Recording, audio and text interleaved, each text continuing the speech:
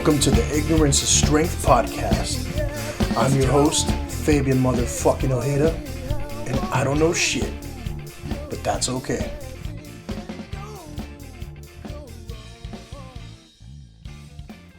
All right, let's get this shit started. Thank you, everybody, for listening to the Ignorance is Strength podcast. Hope you all enjoyed episode number 31 with Johnny Roque, funny man. He spent a lot of years as a kid getting laughed at, and then as an adult getting laughed at.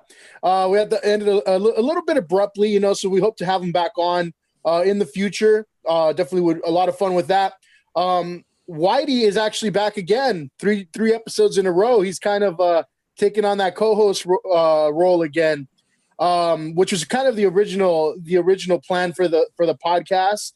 But it's helpful because he knows people that we're interviewing, like today's guest, the unofficial town troubadour of Monte, California, Steven Bejarano. How you doing, Steven? Yep, Steve. Woo! Thank you. Please, more for us. How do you like that title, man? The unofficial town troubadour. I love it. Actually, I love to be unofficial. I'm the underdog. Always is the best characters in the story, right? Yeah, but I mean, it's kind of true. Anytime anybody in Monte talks about, oh, do you know a musician? Do you know somebody who plays? Do you know somebody who could help me with music? I think all fingers always point to you, man. Your name always pops up. Well, I'm glad you think that way. I mean, I'll take it. Why not? Hey, yeah. Cool. It's perseverance. I think it's just I don't want to give up, man. I just keep going and going. Speaking of that, he actually knew the last guest, Johnny Roque. Remember, he got booed out of his backyard. Yes, I heard the podcast, and I do remember that. And I can't remember what the party was. But oh man. But you know what, dude? The awesome thing is like he said it was one of his first times. Yeah. Continued. Yeah. Like that would have scared the shit out of me. I would have been fuck this. I'm not a comedian, because it's true. He got booed pretty bad. I remember there's guys there that were like, hey man, pull this motherfucker off the stage, man. I'm like, hey, chill. I was trying to calm him down. But it was just so much going on. Like it was in between bands. I was setting up the next band or something, or I was in the next band. And they put him off the stage, but he continued. He kept doing it after that. So that's the way to do it, man. You got to. And he's still going. Yeah. Nice little rough start, right? And do you remember awesome. the Farmer John story? That motherfucker I suplexed. Yes, dude. Oh my god. But what year was that? Because did you guys play that one too? Whitey was playing with a different band. I was not in the band yet. It was him and Bob. We were freshmen. We were doing the facelift thing. That's funny.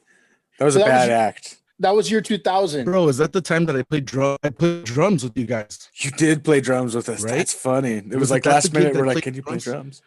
Like I think one song or something, right? We bombed too. I couldn't really play the drums. I kind of know, but I was like slowing down and speeding up and dropping sticks, and it was fun, but it was all bad. I remember that.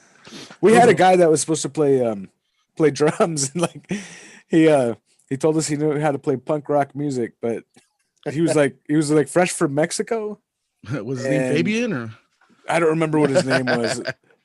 I'm just messing. Oh, that's I get it. No disrespect. No, but so anyway, the guy did not know how to play punk rock. I don't know what punk rock they had over there or whatever, but it was not the same. I don't remember. I mean, this was like freshman year, and that's when we were playing little gigs with Bob, just me and him, kind of like acoustic guitars in backyards. And the guy just kind of disappeared after that, right? Like we never saw him ever again. I'm trying to remember.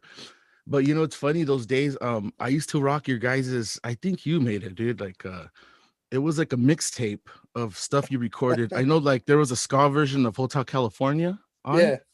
What was the name of that? Oh, The Sounds of El Monte. Dude. Yes. So I used to rock that. Like it was in my car bumping, bro. I used to love that CD, man. You guys were inspiration. I was like, fuck, I gotta keep recording. You guys are on it, dude. You had like over 20 something songs on that CD, right? It was like a collection of like ragtag musician type shit. Like I put my own shit on there. We put Rest Assured stuff on there. I was playing with another guy, Jesus. I didn't know he didn't want his stuff on there, but I threw it on there anyway. You know, but that was a lot of fun, man. I just thought like, fuck, you know, when you get inspired and you're like, you have all this shit in you, you want to just throw it out there, even if it doesn't sound great, you know, because the quality was crap, you know. I remember I just used like sound recorder or something. But it was listenable. You know what I mean? It wasn't crap. I did enjoy the songs, and then later when you guys recorded your demo, some of the songs from there made it onto the demo. Yeah, and actually, Whitey and I wrote that funny rap song, "Oh Whitey," while we were putting that shit together. That's right. We wrote it like in 30 minutes, Whitey? I think we had a plan to write a short song. We're gonna write a short song or whatever, and it just came out pretty damn good. And you had that little keyboard that would like change keys when you pushed a different key, so it would like make up this little beat, and he was just like pushing buttons. It was fun. I just want to say, man, I was a big fan. I literally, I wore the. If you have a copy, man, send it to me, because I listened to it so much that the CD's done. The CD just skips. Oh, gotcha. Yeah, we got copies. Yeah, hopefully, man. I think mine was lost in my old white shaggin' wagon van. No more. Gotta have it somewhere. Yeah, but somebody's gotta have it. But that's beautiful, man. I mean, because you were creating to create, like, you know what I mean? Even the idea of like you said, you had Jeebus's music on there, like different artists. That's cool, man. We should do something like that. We should just get a bunch of Monte artists and like release a compilation or something just for fun. Yeah. All right. So, Steven, I want to actually do a little bit of history and background, because I know a lot of people know you, but let's kind of dig in a little bit, you know? We'll touch all 15 people in Monte or what? You know, actually, we have a couple hundred people that listen regularly, actually. Sick. So that's pretty cool. Yeah. Nice. Your name really does come up a lot. It's funny. Like, you'll be talking to random people and they'll be like, "Do you know this guy named Steve or whatever?" That's because I'm a whore, dude. All over the place. You got to put your name out there, man. Yeah. All right. So, like, did you grow up in Almani like your whole life? Were you live in that same house? Well, this was my grandparents' house, and I lived in another house when I was younger, like, but it was still in Almani. But basically, it was El Monte, and then my grandparents had a house in Arizona and in Mexico. So I just go in between Monte, Arizona, and Mexico pretty much my whole life. Okay. For the most part here. Because you went to like Crans and then Mountain View, right? Did you go to elementary in Almani? Yeah, I also went to what's the one? Dang, I can't even remember. Kindergarten was, or first grade. What's the one over here? Voorhees. I went to Voorhees. Yeah. Like growing up in Almani, everybody has like their fucking crazy stories and shit. Like, I remember I lived next to the fucking one of the heads of like the fucking EMF, and I remember the cops like you know, coming and chasing them and shit. Hey, fool, snitches get stitches. I'm sure Whitey has his stories of finding blood on the hood of his car, you know, but what are some crazy stories you might remember as a kid that a kid probably shouldn't remember growing up? Bro, dude, you know what? I got so many, but I'm going to be selective because this one involves Whitey. Dude, do you remember? Oh. Do you remember our, we met, Cub Scouts? Yeah, correct? We did. Yeah, that's how we met.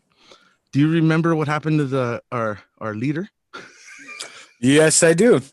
He was part of that whole ring where I guess was being a little too friendly with some of the children, like way too friendly.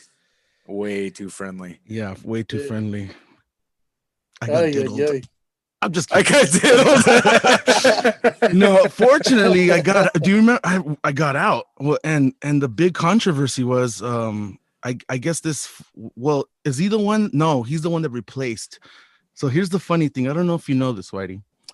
Let's see. But we had a guy. The guy quit or got fired, and we had no cub master, and my mom stepped in. Do you remember that? I do. Yeah. And the controversy was that the parents didn't want a woman teaching the Cub Scouts. I don't remember. See, I was too young to remember there was controversy over the whole thing. I remember that your mom was trying to be the lead of the pack, which was cool. Remember you came to my house and we made teepees and shit and like well, what happened was that they voted her out. They're like, this is Cubs or it's Boy Scouts of America. Like, we don't want a woman. We need a man leader. So my mom was like, fuck you, dude. And she took me out. And the guy that replaced me was that motherfucker. So boom, y'all. Wow. Ain't that's a good one, right? I can see why they didn't want women in there. Yeah, they just wanted the little boys and the men to be having them relationships. Yeah, sexist motherfuckers. I've still got that little uniform somewhere. Fuck, I think I do too, dude. Whitey's saving it for his wedding night. That's the goal. He's gonna fit in it as long as he fits in it, right? We'll get him there. We'll get him there. Go to a few saunas or something. Yeah, that was nuts. But yeah, that's how we met too, man. And then we ended up running into each other again. What in high school, or how did it? No, we just listed in crayons. Something like that. We tried that band. Remember, like Jose lived behind me. That's right. And so we had like with Eric the Blanco. I know why didn't, but I don't understand why didn't you continue with us? I can't remember now because we did play your backyard. Yeah. I think I was getting annoyed at Jose actually. Like he is annoying. He would fucking like he'd do a bunch of weird stuff, and then he'd like hit me with drumsticks or whatever. I remember, like, oddly, dude, it's funny you say that because I haven't talked to that guy in years. We like had a falling out. Yeah. So you see, you're a smart man. You read him right away and said, "Fuck." I got out early. I put up with this shit for years. So fuck. Yeah. So I wasn't very good anyway. Like at the time, I don't feel like I got good at playing guitar or anything until like I was probably like 14 or 15. Oh, you're being no, dude. You knew all the Green Day songs and shit. I was barely learning the bass. I mean, we were all pretty much in the same level. None of us were any good. Yeah. So no, we were. If anything, I think you had the most experience. I'm pretty sure you were playing guitar way before I started even playing the bass.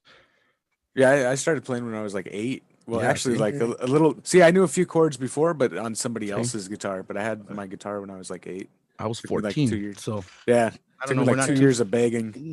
Yeah, dude, fucking years of begging. So, Steve, how did the whole music bug hit you then, Steve? Like, did you come from like a musical family? Yeah, I know you were like kind of like a band kid, right? Band saved my life, I think, because I'm an only child, so I always felt lonely. Mm-hmm.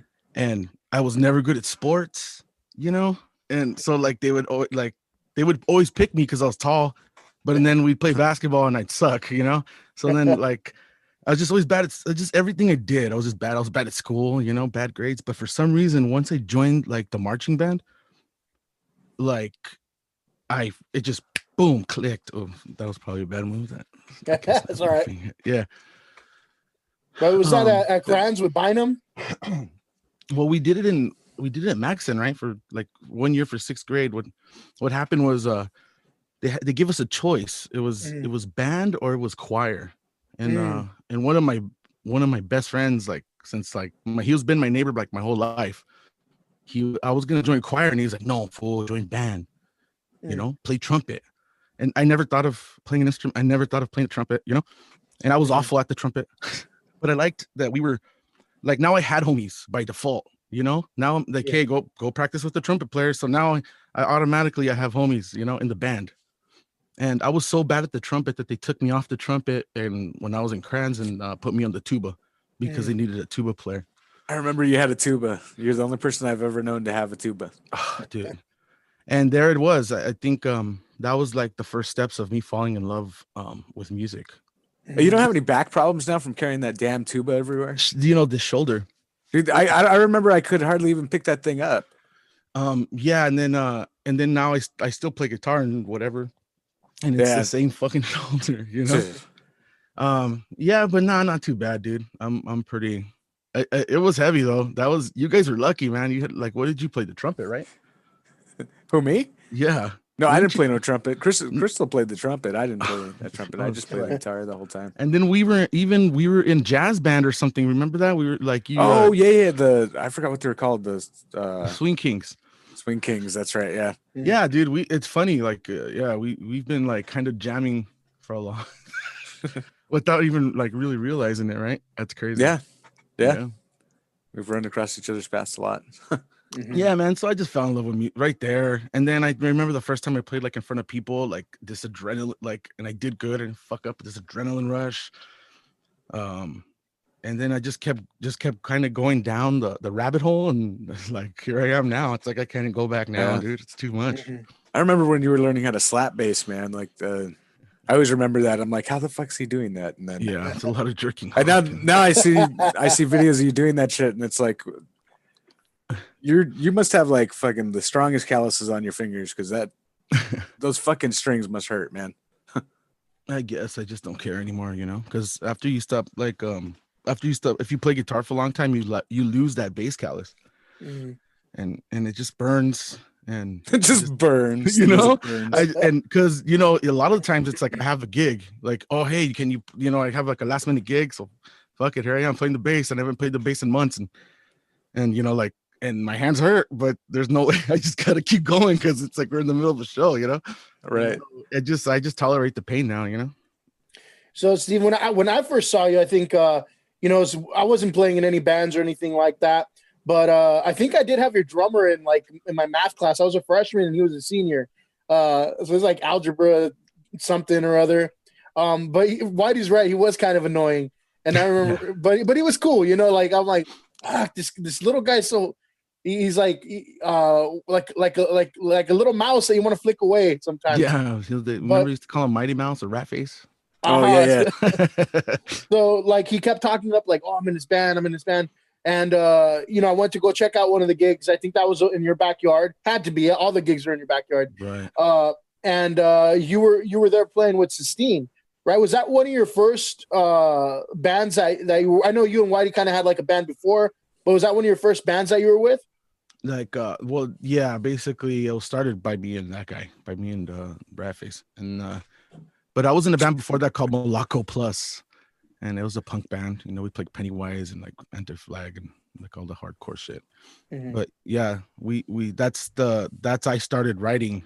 It was basically I put the name to it, and my uncle's band in the 80s was called Sistine Attitude. So I kind of wanted to use that, but like everyone in the band thought it was too long, so we just went with Sistine. Yeah, and then, you know, from there, I think it's kind of crazy how Monte had like a little underground scene of fucking gigs, man. There were like gigs every weekend, no? Dude, it was just I mean, now we're COVID, we can't even go to anyone's house. But yeah, dude, that was just what it was, you know. It was the era. It was like the early 2000s, and you know, like punk rock skater kind of, you know, that vibe. There was just something thrilling about getting kicked out of a house at 10 o'clock at night by the cops, and then the helicopters flying around because the party was that cool, you know. Oh, I remember this party we had here that like fucking we had a bunch of dogs. So there's like dog shit everywhere. And fucking everyone was moshing in the dog shit. Oh man, and just clouds of fucking dog shit and dirt. It was just out of control, dude. And that's why I'm glad I was playing. Drunk and yeah, your equipment was fucking full of dusty dog shit, dude. Yeah. But I mean, like you don't see that even pre-COVID, right? I want to say within the last, I don't know, 10 years or so, you don't even see that anymore. Like kids don't go and have like backyard gigs. You don't see, cops stop, your neighbors from having gigs. If anything, it's these fucking kids going and drinking cough syrup with each other, listening to fucking rap and shit. But you don't see gigs anymore. Like it's kind of like a dead thing. Well, what you see now, or at least in my neighborhood, is the bandas. Right. Yep. So I hear those kind of parties, those kind of gigs. I think just like the rock scene really died down, man. Everyone's a DJ. You hear DJs. There you go. Yeah. That's kind of what it moved into. Yeah. Yeah, the music's changed. That's why. Yeah. Right. It's like you could throw a gig. I know I've been to a few punk rock gigs like at like little bars. And it was totally that backyard gig vibe, Yeah. But yeah, the scene totally died down for a little while there. It was just it just got too dirty, too out of control, man. And I think that's what it all turned into, is that the kids that were in backyards, 20 years ago, now they're the guys, in bars and shit, in dive bars, playing and still kind of holding on to that era. But I think that those times were a lot of fun. Everybody wanted to try their hand at starting a band, hence, you had Sistine, we had Rest Assured, I think we had a lot of little shows together as well. Right, Whitey? Yeah, we did. We had a ton of shows together. Yeah. And we ended up... I have video of us at the Whiskey, I think. You got us the gig at the Whiskey. That was cool. That was fun, man. I think that was the one and only times I played there. Yeah, it was like the tail end of it. That's the pay to play. I don't know what it is now, but that was fun, man. That was a good night. That one that gig got us the show at the Roxy. See, I never played the Roxy. Dang. Yeah, we had that lady that was kind of like helping us go around from place to place. So she drove us to Hollywood, and we just like went out and like talked to everybody. So is this the Asian girl that you guys were talking about last time? Yeah. I mean, fuck. What do I say? That was racist, wasn't it? No, a little bit, yeah, a little bit, but who cares? This is my podcast. We do whatever we want. Nice. Fabian's big on cultural misappropriation. Cool. I give you permission to leave everything in and not edit anything. But I mean, did I give Whitey good advice on that one, or did I kind of totally miss the ball? Yeah, but I mean, yeah, you're lucky because you're underage, and Sistine was in that exact same situation with another guy. Those contracts, dude. Those when the contract says like in the universe or in the galaxy, don't sign it. Everything you've recorded ever in your life belongs to me. Nah, fuck that. On any planet. Yeah, on any planet. I can't even fucking go to the moon, dude. He was planning for Musk shit. How many? Yeah. How did you meet that chick? Oh, sorry. Okay. Go ahead. I was gonna say, how did you meet that chick? She was working at the. Should I say it? Yeah, she was working at the pet store where Macy and Potter bonded for the first time. Macy and okay, gotcha. Or like their long period of bonding. Right. Okay. Yeah, because they spent what, a year or two in that pet store. It was a while, wasn't it? Yeah, and so she actually saw us playing like a little acoustic set at I think one of Macy's mom's house parties for like her company for the Merrill Lynch people, and after we're done, like this lady just comes and gives us $100. Like, here, I want to give you money. I'm like, holy shit! Like, that's like for us, we were fucking poor, broke ass Monte kids. Like, $100 is a lot of money. Dude. And then from there, I don't know if Whitey just shook his ass a little, but little. What? But she was like our age, right? She wasn't older. Like maybe 2-3 years older. Yeah. Dude, that's funny. The exact same thing happened to us, but it was a guy, and he had like a house in like Malibu, and like he had money. He'd pick us up in Escalades and like that. He'd like give us $100. Hey, buy me a pack of cigarettes. Keep the change. Like shit like that. Same thing. He was so. That's interesting. I mean, like, how much could you come up on like getting a contract? What do they see in you? They're like, oh, this, like, I don't know. Know. It seems like, right? We lost you there for a second, Steve. What was that? Did she make any money off of you? Oh, sorry. I'll say that it's like a weird hustle, right? Like they wine and dine you to get you signed a contract. Yeah. I mean, I don't think we really made any money at that point at all. I mean, no, we just got gear. Really, I mean, we got a PA system and the drum set. Did you keep the gear? Yeah. Oh, she kept the gear. No, we kept it. No, we kept. We had the gear. So you ended up winning. you yeah, right? Yeah. There's no loss on that. I don't think so, man. And the whole thing was, I think she was just like a business law student, but she thought she was a lawyer already. Mm-hmm. Started drafting contracts and shit. And I remember just saying, like, this doesn't mean a goddamn thing, right? Like, and she goes, no, it's okay. I'm a business law student. I'm like, I love that. I love that you're smarter than the business law student. That's funny. At 17. Yeah. But it is what it is. Yeah, we got it was a funny part of our story, and we got what we wanted out of that, with no repercussion. And I think the statute of limitations will be up, so we're good. Yeah, except Whitey got herpes or whatever. That's what started the China virus, Whitey. Right, and then that's how I got herpes. Fuck. But with you guys in Sistine, were you playing with any other bands at the time, or in high school? I'm talking about, or was that was like your main focus right there? Well, the Swing Kings, like I was playing with the Swing Kings, but we weren't writing, and I was pretty much a band whore, dude. I'd play with anybody.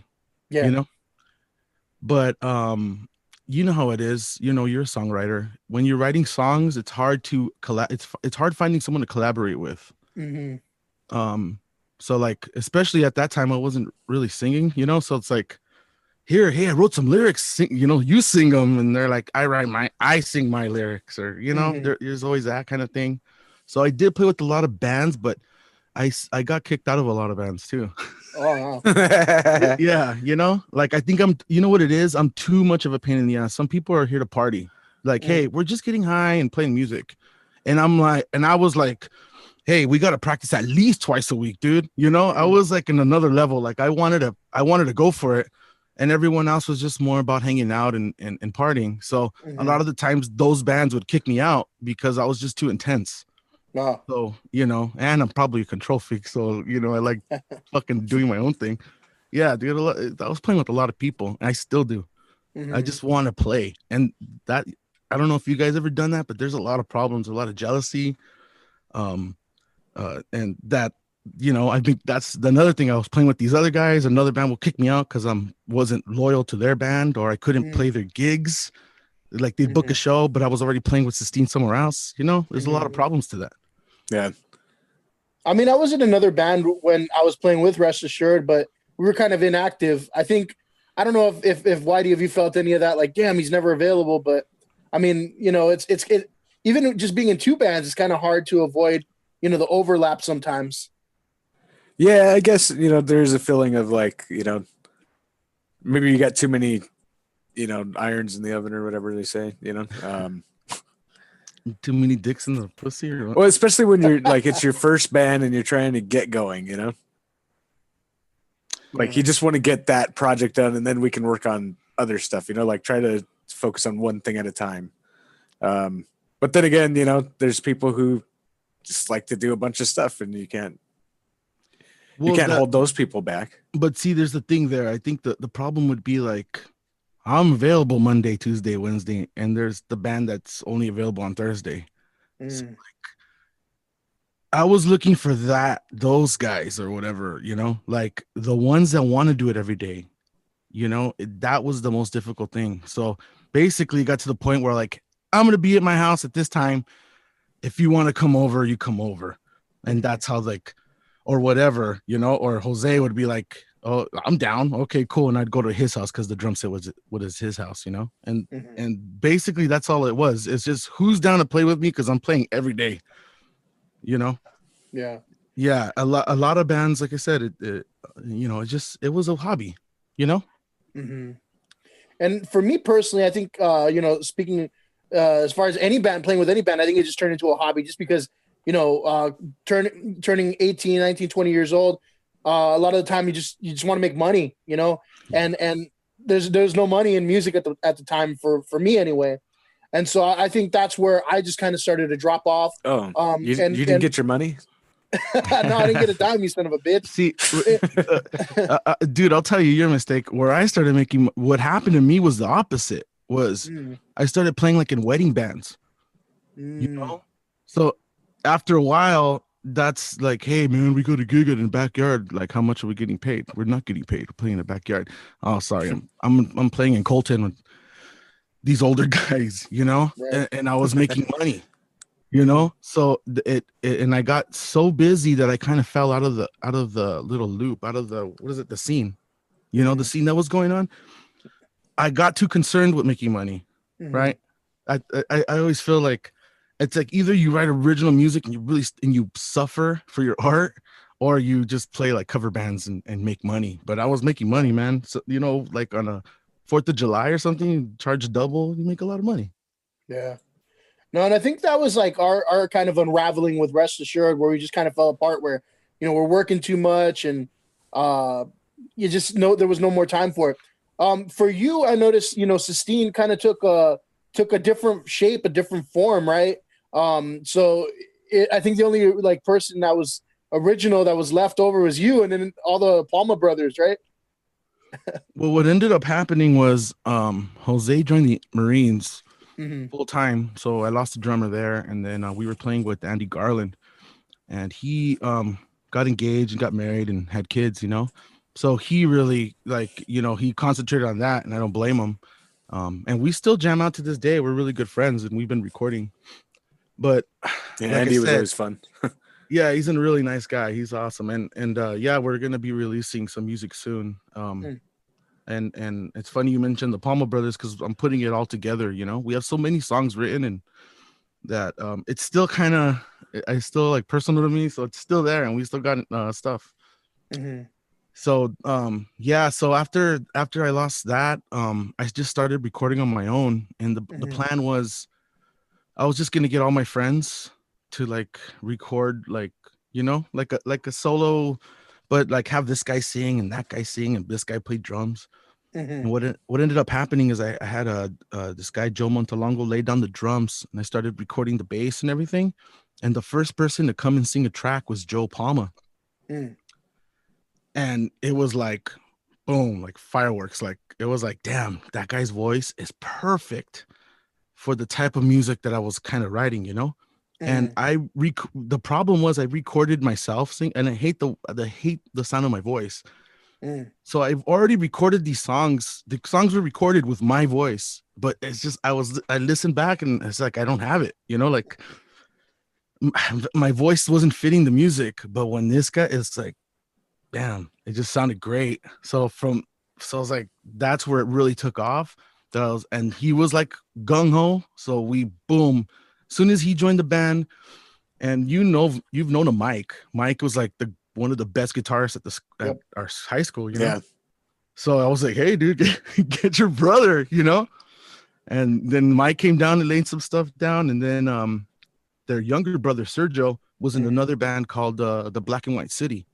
And he was like hitting it hard. And he was living in Vegas trying to get that going. And I don't know what happened, but he was home that weekend or something. And I had him like, hey, dude, why don't you put some stuff? So then he added.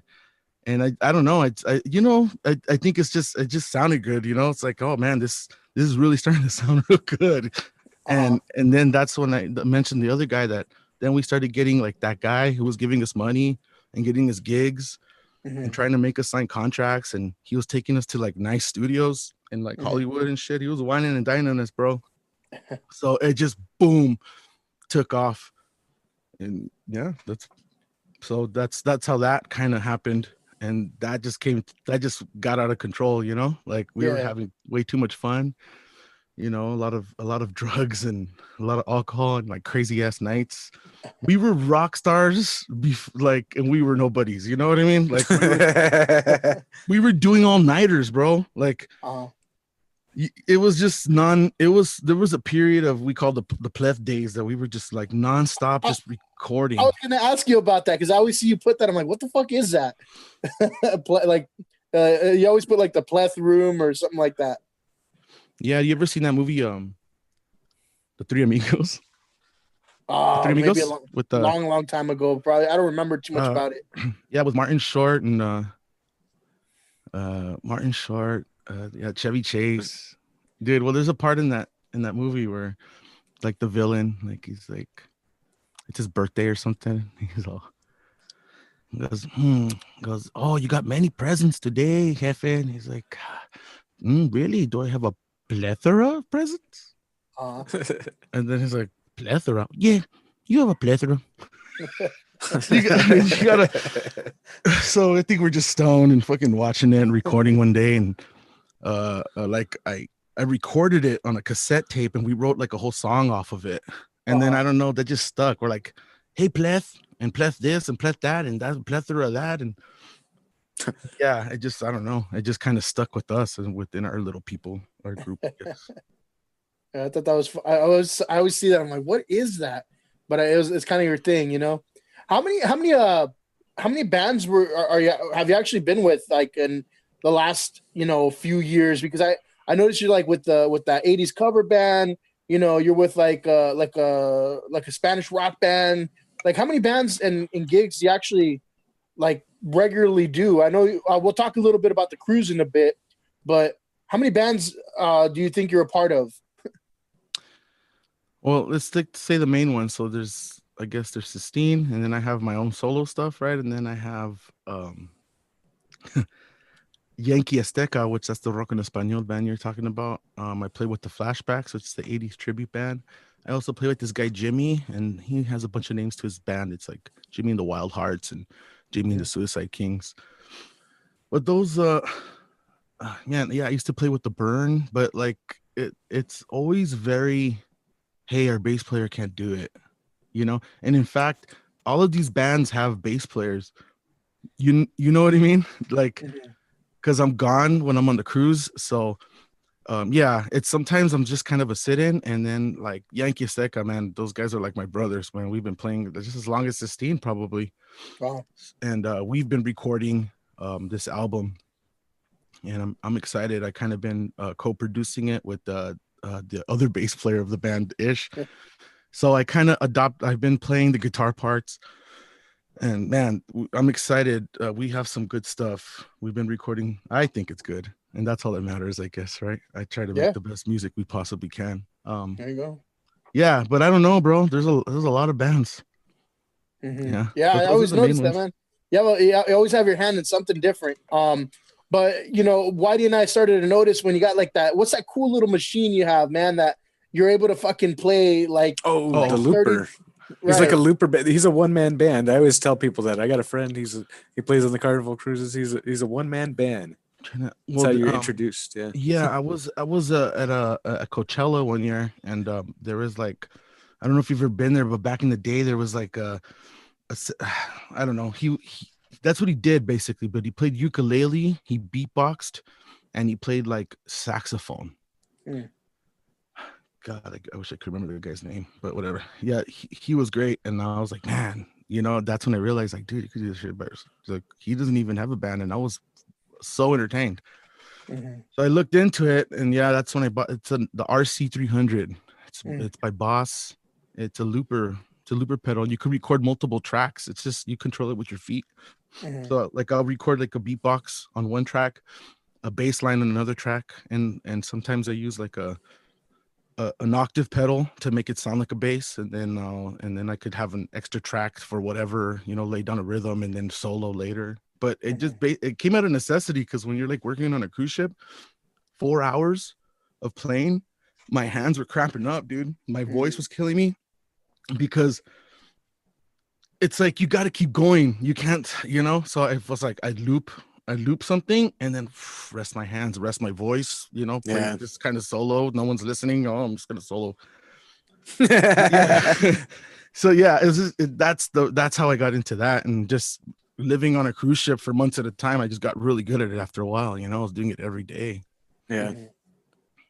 How did you like? Because that's, to me, I mean, that's a pretty big deal. You know, we were talking about it with Johnny, but to see you fucking making money, living, you know, on the making a living off of fucking playing music is fucking insane. That's like, you know, that's the dream, you know? So how did you get hooked up with that? I mean, was it like an audition, or did somebody recommend you? Multiple auditions. I don't know, because it literally took me, like, I've been trying since high school, bro, since like 2002. It took me over 10 years. I auditioned multiple times, multiple years, and every year it was different. One year is like, I remember they would mail you a CD, right? And then you'd put the CD in, and they'll mail you music, like the sheet music. And then they would call you, and then you'd have to record yourself, because this was before cell phones. And then, okay, push play, and you push play, and then you'd have to play along with the CD, you know? Because I was never a singer, you know? I knew how to play guitar, because like I'd go over to like Whitey's house, and he'd leave the guitar, and I'd like pick it up, like, you know? You know what I mean? Like I'd go over homies' houses and pick up their guitars. I didn't even own a guitar. I was trying to get the job as a bassist.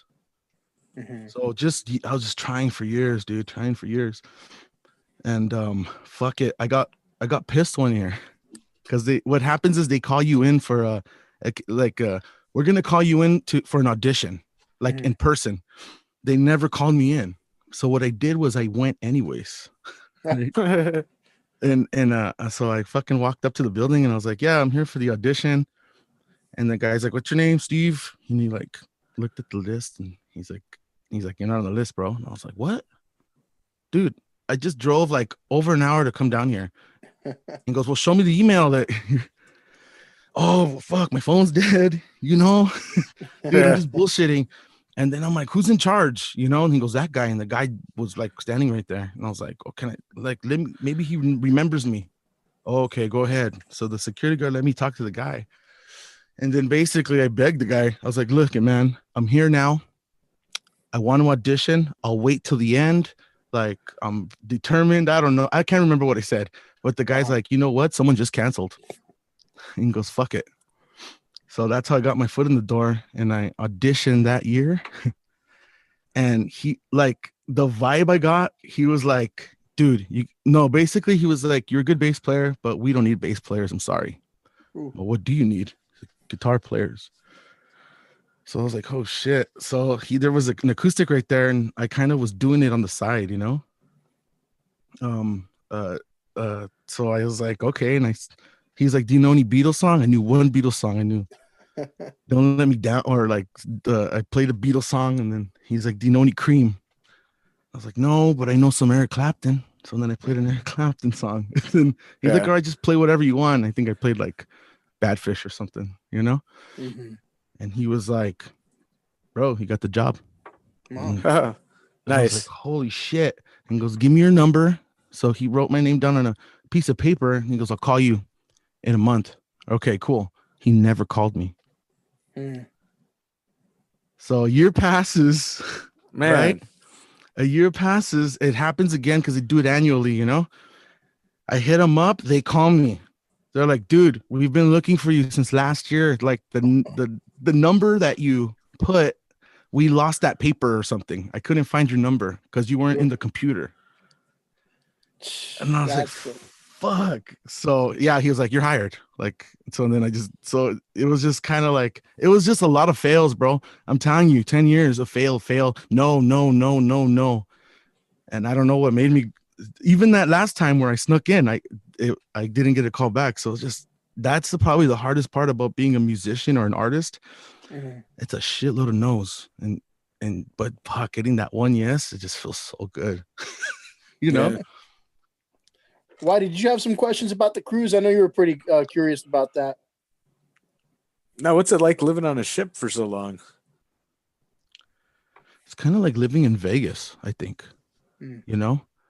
Because I don't know if you know the rules of Vegas. Like you can't gamble. You can't use the casino. There's a lot of rules. I can't like wear a t-shirt in public. I always have to wear a collar. There's a lot of little weird rules like that in public areas. But as an entertainer, we're very fortunate because in public areas, a lot of the kitchen staff and all that stuff, they can't be, unless they're working, they can't be in the guest area. It's lonely. The first times I did it was 6 months long, fucking half a year. I'd come home and there was like stop signs and fucking buildings gone and businesses closed and open. And like it's a revolving door. There's different people every week, and even the employees, like let's say you make one good friend or whatever, and then that friend is like, hey, I'm leaving next week. So then there you are again. Yeah. And then back in those days, like when I first started doing that job, there was no internet on the ship. So it becomes looking for internet, like you're like in the Bahamas and you're like looking for Starbucks or whatever because they have internet. Right. Yeah. You know what I mean? Yes. Okay. Would you say that, with that and any other sort of, income that you get from music, would you say that you are in a position where you're making a living off of music, where you don't have to work other jobs, or, do you have to kind of do the whole, 9 to 5 normal person thing? Well, the wave I've been riding has been, in 2000, I got the job in 2013. In the same year, I think, or like I work at like music festivals, so Coachella, EDC, and that's also kind of like a cruise ship job because it's like a month or two, So I was the goal was I was working out that I'd go on the cruises for a few months and then I'd work it out. So when I get off the cruise, I'd be home in April for Coachella, and then I'd work that, and then jump on another, and then plan to jump on another cruise after. So I was living, but it was nonstop. You know what I mean? I think that's the loss. The loss is like you get to go home and bitch about your job, but when you live at your job, you got to watch what you say. Yeah. You know, because you're surrounded by your employees, you know? But also it's exciting. Everyone's excited to be there. Everyone's on vacation. Even Coachella. Dude, all I saw was naked women for like 5 years. Because I go to the cruise, like it's beaches and pools. Everyone's half naked. Then I come home, go to Coachella, fucking everyone's half naked. It was awesome. I love that. You know? It kind of reminds me of my days at the strip club, but that's right, dude. Which one did you work at? It was okay. So it's one that kind of just popped up in. They called it Arcadia, but to me, it was almost like North El Monte, basically, because it was on Peck, and it was kind of like in this little hidden industrial area. It was called Cocoon at the time, I believe. Now it's called. Yeah, it sounded kind of mysterious and shit. But now I think it's called Knockouts. Somebody bought it. I think they're calling it Shady Ladies now. Is it really? No, fucking. Yeah. What is it called? Shady dynasties, shady nasties. Dynasties, yeah, shady nasties. I love it. It's always Sunny's great. But the funny part was that it was 21 and over, strip club with fine dining sushi. So if you didn't get the smell of fish from one thing, you got it from another. Did you I don't want to get personal, but did you fuck any of the strippers, or how's that go? Are they all lesbians? Oh no. They're crazy. They're fucking nuts. You don't even all of them. There's not one nice one. There was one that was all business, but she would go in, make her money, go to another club that same night. But most of them were fucking crazy. Like nice. Those are the funnest ones. Yeah, no, that and I wasn't there very long, but ish, like after a while, you're just kind of like desensitized to the whole thing, right. That's true. You're like you just kind of peek into the room to make sure nobody's fighting and shit. And there's like ass right in your face. You're like, yeah, it's like working in porn, right? Like you don't even go home and fuck anymore, I guess. Well, hey, why did you take advantage of that or what? I should have went, man. I never went to your bar. To my bar? No, not your bar. I'm saying, yeah. Did you ever go to the strip club since you had the homie? He did not. No, fuck. No, I was always busy working or doing other stuff. I mean, I worked a lot. Dude, I once saw a teacher from Mountain View go there, right? I don't remember his name. I don't. You could tell me off the air. It's all good. Because he was a new guy. I think he was a sub when Whitey and I were seniors or something. And so you probably didn't even know him, but he was like a JV football coach or something. I don't know. Somebody must know him out there. Fucking curly headed fuck. I didn't like the guy because the interaction we had, right? Yeah. I was working the door. It was a very if you've ever been to a strip club, $5 to get in is very cheap. Oh yeah, right. That's super cheap. Fuck and so I was at the door. These two guys come up to the door, and one of them I recognize. I'm like, I know this fucker from somewhere. And I thought about him. Like, oh, that guy is a teacher, right? But he's fucked up. He's drunk. Like, I can't let him in because he was too fucked up. He would have been bugging the girls and everything. And so I tell him as nicely as possible, hey man, like, I'd love to let you in, but you've probably had a little bit too much tonight. Come back tomorrow. And I even did so much as to go get him 2 free passes for him and his homie, right? Like, here's 2 free passes. Come back tomorrow night. And the teacher guy is looking at me. He's like, the fuck? Like, and he goes and tells his friend, hey, come on. This fucking dumbass is giving us passes. I'm like, oh, he called me a fucking dumbass. I'm like, you son of a bitch. I'm like, you know what? I was going to give you these for free. I was going to let you in tomorrow and make sure that they take care of you kind of thing. But now I'm just going to go snitch on you to the principal because you're a piece of shit. Like, I just scared him, Like, I'm going to go snitch on you to the principal. I forgot the principal's name at the time. It was a woman, right? It was a woman, yeah. And he looks at me like all fucking like bright-eyed, like, how did you know? I'm like, I've seen you before, stupid. I went to Mountain View, dumbass. Like, did you see any other students or any students that danced? Okay, check this out. All right. I think I told this on a previous podcast episode. I'm not sure, but I was also at the time working as after school program leader for the district for the Mountain View School District, and I remember seeing. It's kind of crazy how your different paths cross. You especially, Steve. I'm sure you see people like down the line somewhere. You're like, how the fuck do I know you? I know you from somewhere. Because I've done a lot of shit too. I worked a lot of nightclubs, strip clubs. I've been all over the place, and sometimes I'm just like, how do I know you? And I know them. And I remember this one kid was giving me a lot of shit at the program, and you got to be very patient with them and everything. And I was like, fuck, I want to just tell this little kid off. And I'm like, you know what? I'm gonna have to talk to his mom today. And sure enough, he's getting picked up by his mom. And here comes this woman just stacked, right? And I'm like, who the fuck? I'm like, I've seen her somewhere before, right? And she sees me and she's trying to avoid eye contact the whole time. Turns out she was a stripper at the club where I worked. And so like, she's picking up her son, and I'm like, fuck, that's crazy how this works out. Because next time this little fucker gets on my nerves, I'm gonna be like, hey, I saw your mom naked. Yeah. He's like, yeah. What else is new? Yeah, everyone else in town. No, I remember I asked the kid like a week later or something like, hey, what does your mom do for a living? Oh, she works at a restaurant. She works nights. I'm like, oh. It's only open at night. Yeah. I'm like, poor kid. I used to work at Fry's, and there was like she was so beautiful, man. And then she ended up quitting because everyone found out she worked at like Miss Kitty's or something. And she had like the nicest body ever. So once we all went, she didn't come back again, dude. She quit the job.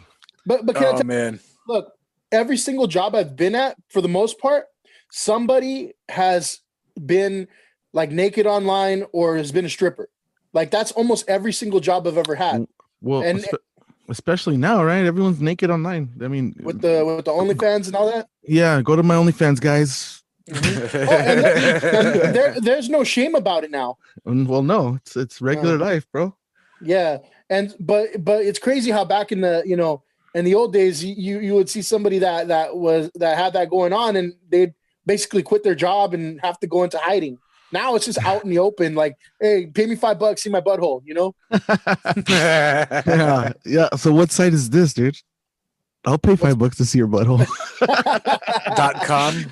No, I'm gonna big league people. I'm gonna charge $50 for mine. So. Oh, you're a $50 butthole. All right. Yeah. $50 buttholes.com.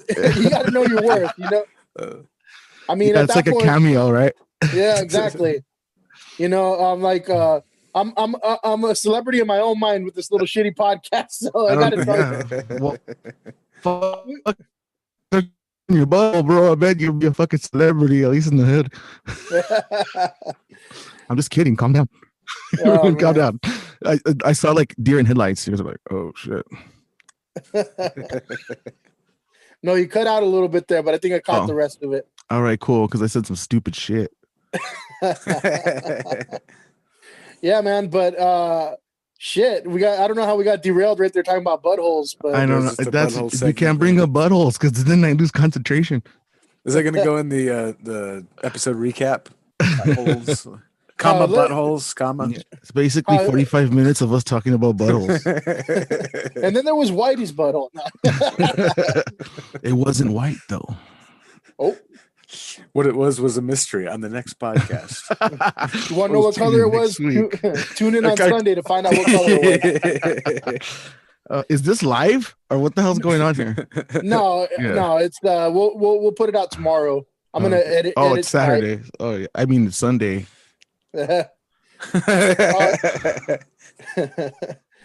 Yeah, but wrapping up the butthole talk. Let's get back into the music. Whatever is after the comma, that's what's next. Exactly. Right. Let me prep myself here, cleanse the butthole a little, so we can get back into the clean world of music here. Let's do it. All right. So we talked about you making a living off the music and everything. What's next? Like, what other projects do you have? What do you still want to do? And you know, how are you going to get there? And especially in this fucking COVID world now. Well, yeah, this year has been a year of reflection. You know, I ask myself the same thing. I think daily, because I don't know if it got pretty bad in the end in the cruise ships. When COVID hit, we were in lockdown. They kicked off the passengers and it was crew only. Mm-hmm. So we weren't working, and we weren't like, it was cool at first, man. We were partying, you know, there was no work, you know. Yeah. And then as people started getting sick, and there was like quarantine areas on the ship, it's like you couldn't leave your room unless you were going out to eat or something, you know. And it's like people in my hallway were like quarantined. I was right here in Long Beach, and you know, I live 30 minutes away driving, if that. And they wouldn't I'm like, you know what? Get me off this fucker, you know? And they couldn't let me off. It was like, you know, this is when the quarantine hit. Mm-hmm. So I didn't like that feeling. I didn't feel safe anymore. And there was like a lot of rules of the social distancing thing. So I don't know if I'd go back anytime soon. I mean, I can't because it's closed down right now. Nothing's happening. But even when they open back up, I don't know if I'd feel comfortable.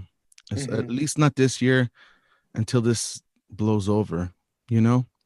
Mm-hmm. But yeah, I mean, I like the traveling, so there's a lot of opportunity. I've met a lot of musicians through the cruise ships, and there's a lot of travel opportunities. Do you want to go play in Dubai or China or something? Very possible. They want Americans to go out there. It's a matter of you willing to go, you know. Because I think that's the biggest hurdle, you know. A lot of people want to stay home. People are like, hey, I still want to stay home with my friends and family, you know, but play and make money on the weekends. It's like, unless you're famous, I mean, even famous people, man, they're never home. They're always traveling, you know. It's like, it's basically, you got to leave the nest. And so I know I have the connections, and maybe I'll do some overseas playing, but I don't know yet. Like you said, this COVID thing really mixed us up right now. Yep. But I've been doing now that I've been home, a lot of writing, a lot of producing. I have some, I mean, they're big announcements to me, you know, because I put my heart and soul into the music I write. And I know you guys know, like, you spend so much money on like a studio and your time, and you know, it could take a month or whatever to mix and to record, and you spend all this money and all this time, and you make this 3-minute track, and then you're like, hey guys, here's my new track, and you know, people, they listen to it once and they're like, oh, cool, bro. You know what I mean? So I have the music, and I'm very excited to like present it to the world, and I work so hard for it. And I have my original stuff, I have Sistine stuff, and I have Yankee Azteca stuff. And it's a weird year because it's been unfortunate but fortunate at the same time. With you know, I have the studio now in Whittier, and we've been working hard. It's with the combination of people, but we've been working hard, recording and building up the studio for it to be an actual good rehearsal, good demoing. It's a recording studio, but there's another, like, other bands in other rooms, so sometimes there's a bleed. So I don't know if I would promote it as a recording studio, but I've been demoing the hell out of songs and producing stuff and mixing stuff there. So yeah, I'm really deep in that right now, and I can't wait to release some new music that I've been working hard with, you know. Nice. Yeah, we've been talking about recording a couple things for a couple of years now. Right, because it's a pain in the ass, bro. I'm telling you, like, we wrote a song, like, we're like, oh, this album's gonna be called 2020 or something, you know, and it's like, dude, I was like saying the other day, it's like, yeah, bro, we have like a month left of it, you know. Yeah, it's almost over. But it just, the recording, especially that you want to get the sounds out of your head, you know, like, I'm a perfectionist, you know, so it takes forever, you know, for me to like it, you know. And then even the stuff I've released now, I listen to it and cringe. Yeah, you're always critiquing yourself. Yeah. I think there's something wrong with me though. I think that's all musicians though. I think I don't know, bro, because I record everything. Do you have okay? Every time I play guitar at the house, right? Like I'll pop on like Audacity and I'll hit record and I have like probably like days and days worth of like just stuff that nobody will ever hear, like hour snippets of just songs and stuff. Do you have a bunch of stuff like that? I mean, yes. Well, actually, I had rules, like writing rules. So for a long time, for months, I would like, especially in the cruise ship, I'd be like, I have to record something every day, even if it's 2 minutes or it's just a riff. It's stupid because usually I listen back and out of all the crap, there's like one good one. And I'm like, oh, that one sounds pretty cool, you know? So I was doing that for a long time. I have like snippets and like tidbits of like songs and even weird shit. Like I'm a weirdo, you know, I like making sounds and reversing it and, you know, okay. You've been playing for so long. Here's the question. Do you ever play anything that you're sick and tired of playing now and you just don't think it sounds good anymore? Like you mean an original or a cover? Like something that you liked when you wrote it and like you could have rode that wave for a while and you're just like, it sounds terrible now, or like I can't listen. All of them, dude. I swear to God, that's why I say I think there's something wrong with me. I don't know. I feel like man, like I could have done that better. I always feel that. So anything I listen, like, you know what? I don't know if people do this to you, but like, let's say I'm giving someone a ride or in the car, or in their car or something, and they're like, oh, and they'll put on like my CD from like the Sistine CD from 2004 or whatever, you know. And I'm just like, like it feels really awkward listening to yourself in front of people. Like I haven't listened to my songs in a long time. Like, right. Yeah. Like I never listened to the CDs in a long time, you know? But when it does pop up, like, I don't know. I can't help but cringe. I feel like I'm a better musician now. So it's like, I think that's what it is. I feel like I get better every year. So like the old shit just sounds like, oh my God, I was like so bad then, you know? I think I understand what you mean there, because like back in the day, you know, when we put together like that little shitty Sounds of El Monte compilation, or when we went into the studio and recorded our songs, like to me, I'm like, this shit is gold. Like I was fucking hyped all over it, right? And just to hear it out loud, because you know recording was difficult back then, and now you just have fucking Audacity. You can pretty much do it for free, you know. But it won't be perfect. It won't be studio quality, but it'll be something, you know. And you know what, dude? I don't even believe in that, because I mean, listen to like the Strokes where it sounds dirty. Like, and if you're going for that sound, I mean, really, you can really record anything on GarageBand, on a tape, on Logic, on it's that. It's not even that. If you want it to sound shitty, then you know, that Blur song, the song number 2, like that one sounds kind of shitty, you know, like it's a bad recording. It's a punk rock song, so that's not what it is, you know. And I know that like your CD that you said is beautiful. I love that CD, even though you think. I have that understanding, you know, that I love your CD. So I know that like, hey, we released the shit and I know I could do better, but I know there's a beauty to it being kind of shitty. I don't know. Yeah. But to go further on what you were touching on, I think now too, like when even the title song of this podcast, Ignorance is Strength, that was my song that I had from 2004 or whatever. Right. And that's it. When that's that one, right? Yeah. Yep. And so back then I'm like, fuck, this is the greatest thing ever. And then now listening to it, like if I share it with somebody new, I kind of have to preface and be like, you know what? The song's okay, but I could have done way better. I could have sang better. I have to say, like, back then I didn't even know how to use my singing. So didn't we get that recorded at the same demo as Sistine? Yeah, well, I was the same recording studio. But I was gonna say that the weird thing is the one that you did at the studio, better recording, but I like the spirit of the demo. I don't know if you felt that, but like you re-recorded it and I was like, oh yeah, that's a good song. But I was like, oh, I don't know, because sometimes you fall in love with the demos. Maybe because I heard it first, I was like, oh man, I like the demo. I like the demo better. You know what I mean? No, it makes sense. Yeah, because I think they did change a few things up when we went to record. and it had like a little acoustic song too that they're like, hey, sing it this way instead. And I was like, all right, I'll try it, but I wasn't in love with it, like I like the way I had it envisioned. But yeah, I think anything though, touching back on anything that's old, you always think like, fuck, I could have done better. But I get what you're saying. Yeah. Well, I'm a big believer of, I think the John Frusciante from the Chili Peppers said this was like, let's say you're in a room and you put the amp and you get your tone, you record a song and you put the guitar down, you leave and you come back the next day and no one goes into the room. No one moves anything. You go back in and play the guitar. The guitar is going to sound different. The amp's going to sound different because it's almost like you're catching a moment. You're catching the air. It's like in the air. Are you sad? Are you happy? Or what, you know what I mean? Your emotions. It's like, it's more about capturing a moment. You're relaxed in your room recording that demo and your brain was like off the hook because you're writing it and you're excited. So when you like, I don't know, it's weird. It's about capturing the moment, not about capturing the recording, if that makes sense. I don't know. Getting lost in a moment, perhaps. Right. Oh, ooh, nice segue, bro. Yeah, Whitey, how long were you holding on to that one, Whitey? I don't know. That was really, I like that Sistine song best, probably. It's a good one, yeah. Yeah, I had a little. See, I was all like into the slapping. There's like a little slap. I want to be punk rock and slap.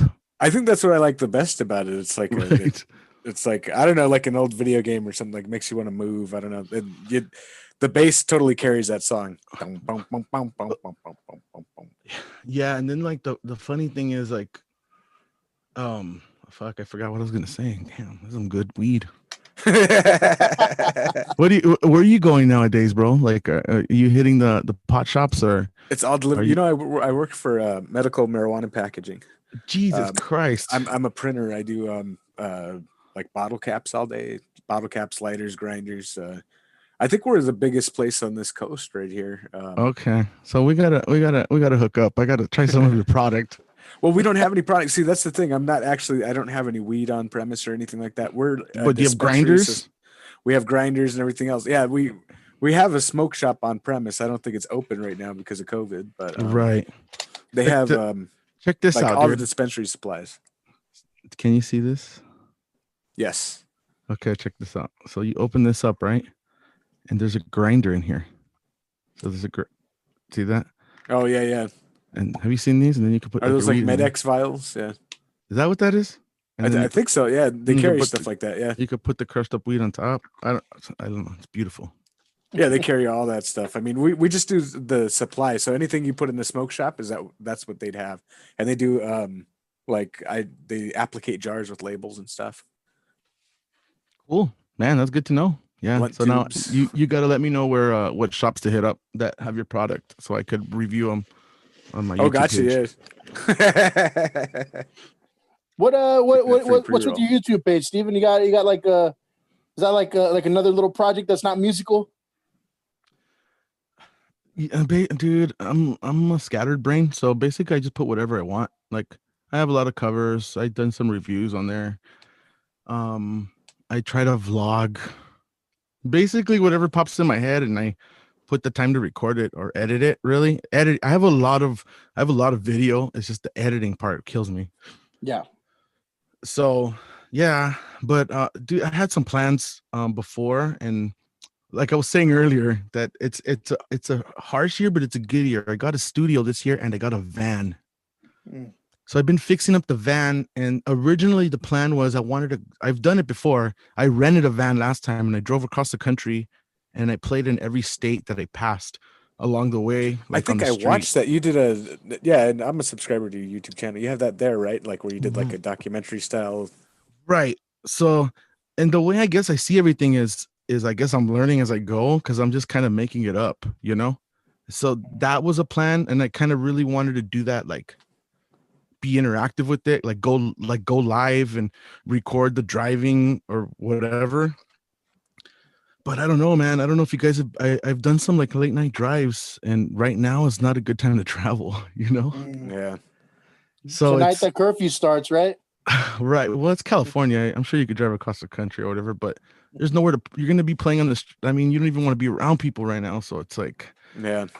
So I'm just building up the van for that's there in the future. I guess I could do that. I don't really know. I'm just working on that studio. The studio's coming out really nice, but I haven't really been promoting it because, like I said, I don't want any.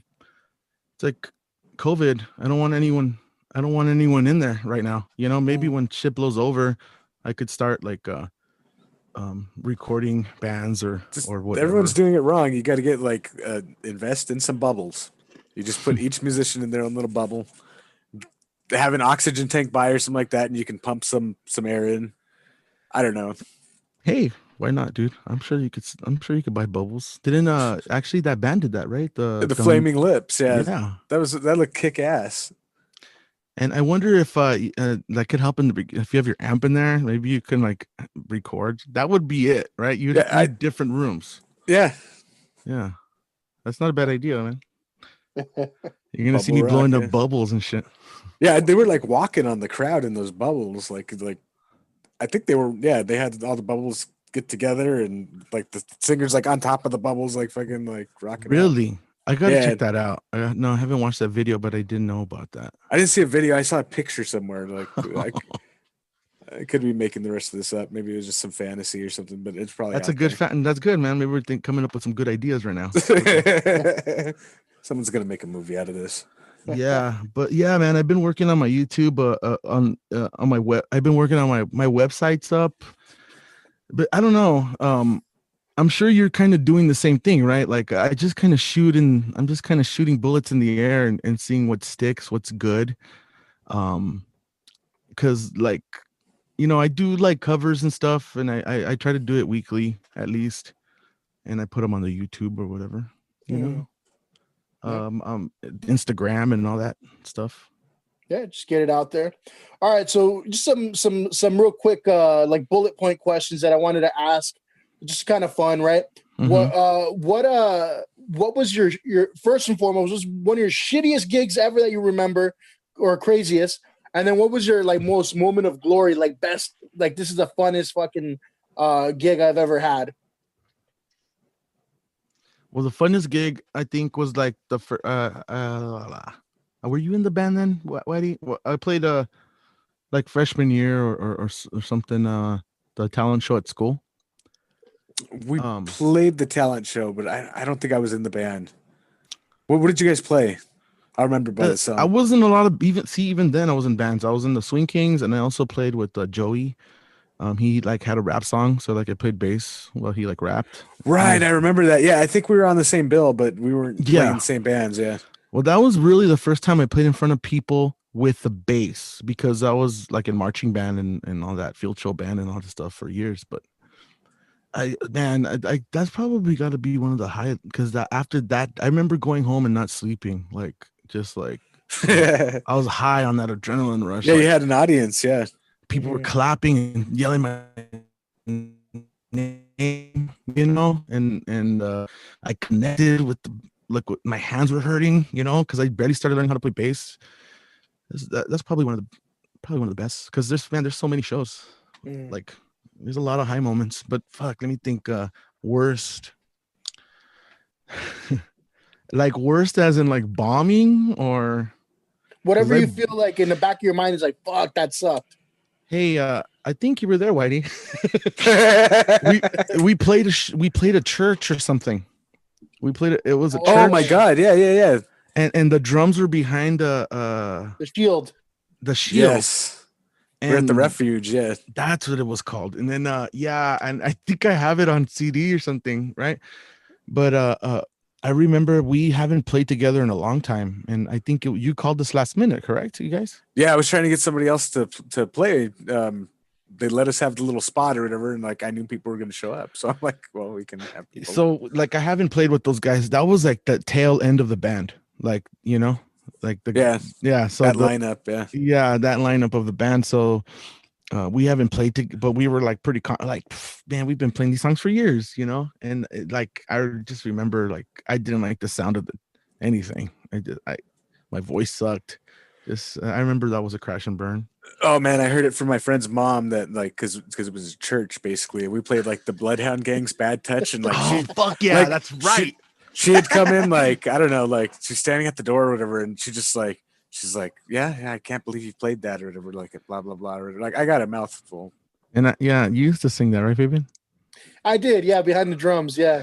Actually, I remember that gig. One of you, I don't know if it was you, Steve, or if it was. Were you still playing with Jose back then? Yeah, that was the last time I played with them. In fact, okay, I think it was Jose. He came up to us. He's like, "Fuck, you guys did better than us today. That's the only time you guys did better than us." What a dick! Like, who says that? You know what I mean? Like, really, I'm so fucking good, but you were better than us today. Take it as a compliment because I'm fucking good. Fuck you, dude. We sucked. Even in our best moments, I know we sucked. You know, so it's like that's a trip. That's funny. Hey, were you at Rosemead's Got Skills talent show with us? I won, right? Yeah. Was it that same year? I don't remember who won. I remember there was these Asian kids that like moonwalked sideways like across the stage. Well, there was multiple years, right? That was Rosemead. So I think that year those kids, right? One year we lost, and then another year we won. We were there when you won. You and Andy doing acoustic. Yeah. Yes. I remember that gig. And then the funny thing was, the Palmas were performing in another band that year, and Ricky. So Ricky's the drummer of the Flashbacks and Gambler's Mark, and you know I still play with them to this day. Like, we made a video the other day, you know, like, it's funny that, you know, we were all kind of there, and I remember them talking shit like, you won. Because it was like a dumb acoustic. What happened was Jose joined the Marines, and we're like, this is dedicated to our friend Jose's in the Marines, whatever. And I think we got the sympathetic vote, like, oh, because it was right, like 9/11 time. Yeah, it was. Yeah. Let's see real quick. So last little bit here before we kind of close out. Just, it's going to be hard to really kind of narrow it down, but give me like your top 5 like bands, musicians, whatever, because I know you got a lot of influences, man. I know, like back in the day, your little Sistine description was, you know, you throw Blink-182 and, you know, like the Police into a blender and you got whatever. Right. It's funny. Yeah. But what are maybe some of your like top 5 influences that you still to this day consider like the most like creative force to what you're doing? Yeah. Like you said, it's hard, right? But I'm just gonna go with the learning. Like, I know when I was a baby, before I could remember, I used to dance like Michael Jackson. And all my, you know, immediate family know that. All my uncles and aunts and shit always mention that. And I still love Michael Jackson. Like, I could listen to Off the Wall and Thriller all day on repeat, bro. So those, like, all the musicians on that, like the guy from Brothers Johnson, he was the bass player on all the Michael Jackson records. Sugarfoot, and like, so that now that I'm older, I understand this. I understand that there's musicians behind these guys, you know? Yeah. But yeah, I guess Michael Jackson, like you said, Blink, really got me into like, you know what it is? It's commercialized punk rock, because I like Pennywise and I like the, you know, all our Southern California punk bands and stuff, you know? Yeah. But you know what it was? Blink had charisma. Like, they were on TV and they made you laugh. You know, because you know they suck. Travis Barker's a badass motherfucker. I mean, they're good. I love Tom too, but like, compared to like other bands, they weren't really great. Yeah. So Blink, I know for a long. I gotta say Mana. I have a tattoo. You know what because they would, and then you said the police, yeah, because the Police is like, Mana was like the Mexican Police. Yeah, I agree. 1, 2, 3, that's like 4.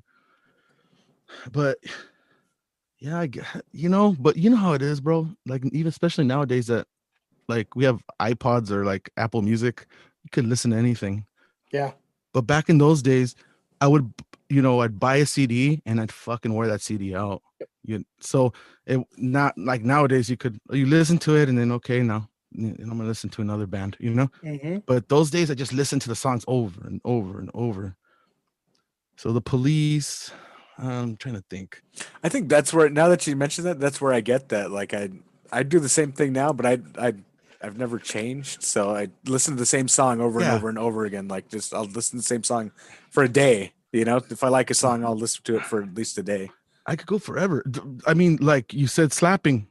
Big Chili Peppers fan. You know, I love the Chili Peppers. Like when Californication came out, I like overdid it, man. I bought that CD multiple times. You know. Mm-hmm. I was gonna say I was listening to do you guys like At the Drive-In? You know, I didn't really hear about them until recently, but I knew who they were because of the Mars Volta. Yes. And then like I was watching these videos and I saw like it was like the Warped Tour when they got on, or like a history of them, and like all these like big bands were like I'm looking forward to seeing this band most on this tour. Right. I saw that video before. That's correct. But dude, oh my God, see, I'm missing Nirvana. I know for like when I was like in 4th grade, like when Kurt Cobain died, like dude, I was in 4th grade. I mean, what? I don't know what the hell. I don't know about the scene, but I could listen to Nevermind all day and all night. There's just so, I guess rock, right? Rock is I like rock, but you know who I like nowadays? Post Malone has some good shit. Oh. Machine Gun Kelly. Have you guys heard that fool's new album? That sounds all fucking like Blink-182. No. He has an album called it's Machine Gun Kelly. This his newest album. It's produced by Travis Barker. It's a rock album. It's a punk rock album. Gotcha. Bad. Did he do like a slowed down version of What's My Age Again? Is that him? Yeah, he did a bunch of covers, right? I think he did like Paramore and Rage Against the Machine too. Mm. Yeah, he released an album that I've been rocking it. It's pretty good, and it's like that punk rock vibe.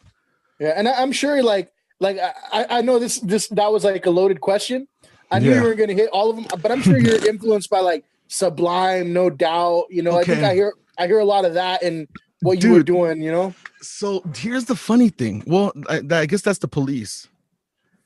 Yeah, I get that a lot, and they are an influence. I love Sublime, and I love all that shit. But if the really weird thing is the reason it's like people are like, oh, you sound like, oh, do Sublime because you sound like that guy, or like that's the vibe. I guess I don't sound like him, but I have the vibe, I guess. You kind of look like Rome, I guess, right? But dude, I'm telling you, I played guitar first, then I started listening to Sublime. Like, or you know what I mean? Like, I was like, oh yeah, it's like one of those classic bands where you're just like, oh yeah, I've heard that song before. Mm-hmm. Then now I know all their albums, right? Fucking 40 Ounces to Freedom, fucking awesome, right? But it's funny. Even on the cruises, a lot of people would ask me for like shit I never like Dirty Heads and all those bands that are kind of sound like Sublime nowadays. Like people ask me for that stuff all the time, and I'm who? You know, like I had they're like, oh, it's because you kind of have that vibe. But I like doing that open guitar night when you had it over in Azusa at the Palenque. Jesus Christ, that place doesn't exist anymore. Yeah, I heard about that. Yeah, did I break up or something? Because you guys got all quiet. Yeah. No, you said it doesn't exist anymore. Yeah, it doesn't exist anymore. You remember that? I forgot you played that. Did you play that? Yeah, we played that a couple times, I think. Oh my god. Yeah. See, it's all a blur now, dude. Like I'm just always doing weird shit. Just fuck it. Well, that was fun. Yeah, because they didn't care. Like, hey, can I bring some bands? He's like, yeah, I don't give a fuck. And I'm like, all right, cool. And we do like acoustic nights and stuff like that, right? Yeah. I practiced all day before. I think we had like a little impromptu Rest Assured reunion there. Yeah, that's right. Oh my god. Well, more to come, man. You know, I've been working hard on I want to do like that studio I have. I'm working on doing live streams. So if you guys are still jamming, man, get a little set down. Maybe in the future we could like feature you guys, have a little live stream jam. That'd be cool. I've got at least 2 songs we want to record right now. So yeah, you guys had these for a while or what? I've had the I've been working on them for a while. Yeah, a couple of years already. I mean, we haven't released anything new in a long time. Mm-hmm. Yeah, I know, and I have some stuff that's done, and I've been like sitting. I don't know if you know the Palmas like live in like Illinois now. No, didn't know that. Yeah, so I've been. I don't want to release stuff without having a video. Yeah. You know, so I'm like, either I have to go over there or they got to send me a video of them like green screens. Just send them each a green screen. Yeah, just do something in front of. Paint your wall green. Right, I'll send you the paint. I'll even send you the spray paint, bro. Fuck it. And yeah, because we have stuff that's done, that's ready to release, and new shit that that they could add to. You know, that I've been working on a long time. And Yankee stuff is going to come out very soon. It's going to be available on Apple Music and stuff. So, dude, it's like it's never ending, right? It's like we're always writing. Yeah. Like, what else do you guys create? Yeah, do you draw? I tried that once and I sucked at it. You draw dicks? I've been doing 3D printing. I do a lot of printing, man. Like, here, check this stuff out. Like, you can't see, but we're on video stream for each other. You printed that, and then what? You paint them? Yeah, I print them. I paint them. It's just a hobby right now. I just wanted to get into technology. These guys make like $40 to $60 an hour. So that's an expensive machine, right? So you really like actually this one's cost me about $500 to get everything up and going. It's not bad. I mean, I didn't get anything like professional, you know, like I just got one that was, you know, big enough for small parts and stuff. I'm going to send you a link, bro. Since you have the 3D printer, you know what you can make? What's that? A life-sized R2D2. Oh, I found the plans. I have. I could probably do it fucking scaled because this printer only prints like 24 inches or something like that. No, dude, it's like a paper. It's like 40 pages long, and it's all the little pieces. Right. So it's I got a mission modular, for you. That's what they call it. It's modular. You're gonna make a fucking R2D2. It'll go fuck. I was thinking of you when I was looking at Stimpy. I wanted to print a Stimpy for myself, Ren and Stimpy. Do you know the backstory about the guy that created Ren and Stimpy? If you want, he got kicked off the show, and then Billy West took over the voice. Would you know why he got kicked off the show? He's a little pedophile, dude. I didn't hear about the pedophile things afterwards, but I heard what Nickelodeon was pissed off at was the guy would like you had a deadline to do a cartoon, right? They say, okay, you're gonna have to have this done by March. He wouldn't be satisfied with anything that was produced, so he kept dragging out the deadlines. He's like, no, we're not gonna make that or whatever, you know. And so they couldn't get any production done in the amount of time. He married like a 16-year-old girl or adopted her, and then so there's probably more behind it. It's like the Subway guy, right? Like, who would have known? Now Jared's getting the foot long in jail. I don't know. Hey, that fool's probably getting out soon, dude, because you know they don't do that much time. Yeah, that's true. That's crazy, huh? Fucking pieces of shit. Anyway, is this like the dark? This is the dark. We have to talk about ghosts and shit too, dude. Wait, was like it's buttholes, pedophiles. What else can we put in summary? Buttholes, pedophiles. Fuck. Can we? Maybe not. We're not going to slander his name. Yeah. Can we do this? Can we redo this so I don't say so much stupid ass shit? Somebody background checks. It's going to be Steven, and then dig all you want, dog. I got it locked up tight like a dolphin's butthole, watertight, son. What I do want to do though is I want to put some of your songs in at the end there, if you don't mind sending a few over. I'll put them in after we close out. Yeah, man. What do you want? Like 2 songs or something? That could do. Yeah, 2 songs. I mean, anything so that people who haven't heard you before can listen and, you know, check you out and whatnot. But let's do this, dude. I'm gonna send you never released shit. At least one. Nice.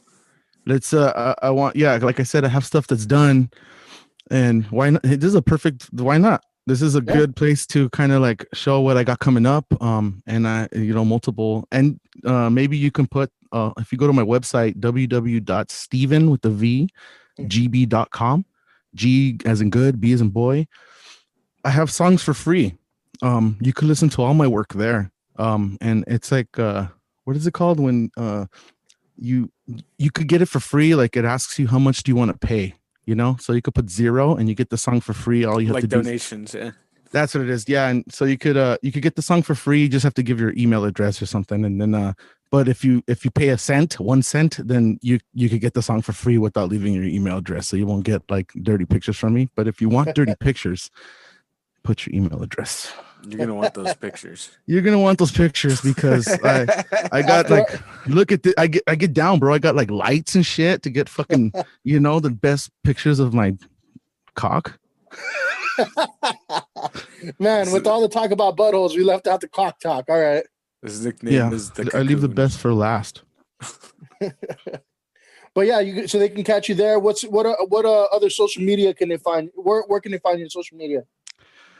If you go to the website on stevengb.com, everything's there. Basically, I have Instagram, Twitter, Facebook, YouTube, and it's all pretty much under Steven G.B Music.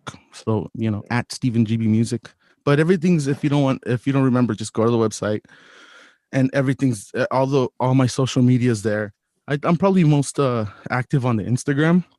So if you don't want to see too much of my shit, follow the other ones. Follow all of them. Follow, you know how it is. Follow your podcast, follow all of our social medias, because unfortunately nowadays that's how people like see your value. You only have 1,000 followers, you're nobody, bro. So the more if you can, even though you never check your Twitter, follow my Twitter. You know what I mean? Like follow all of them, because it helps us as independent artists. Nowadays, unfortunately, that's where it's at now, right?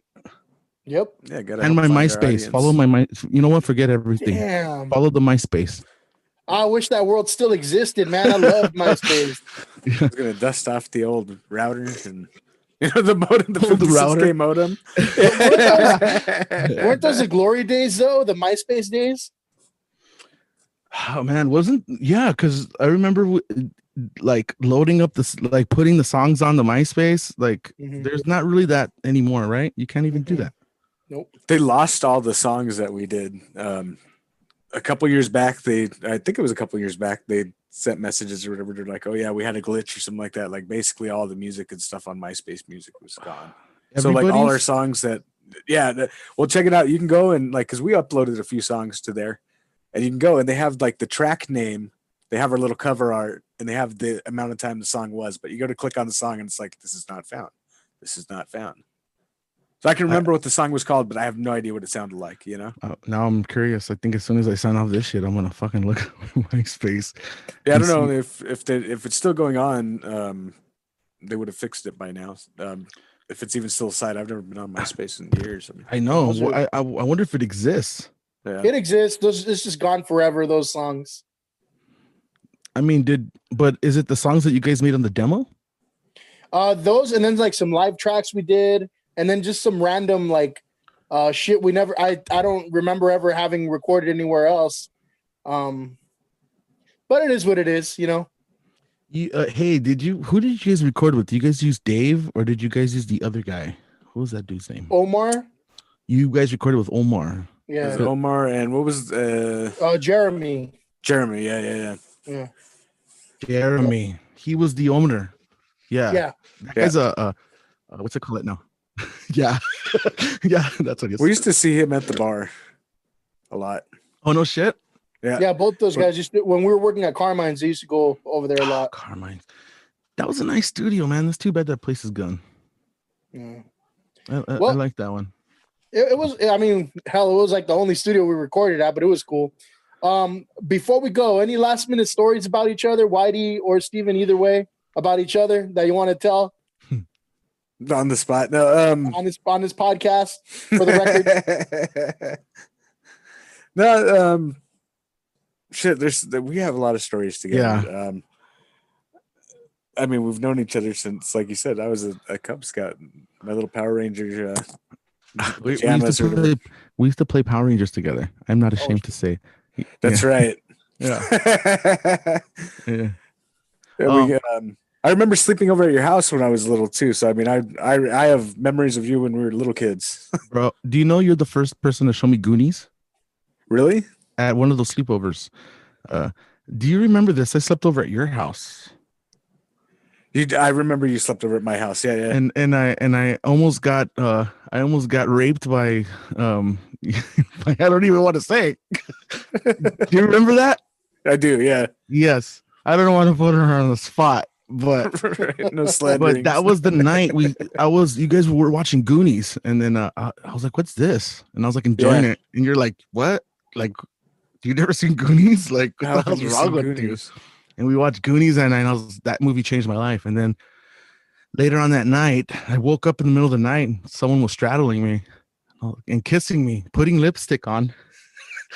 What the fuck?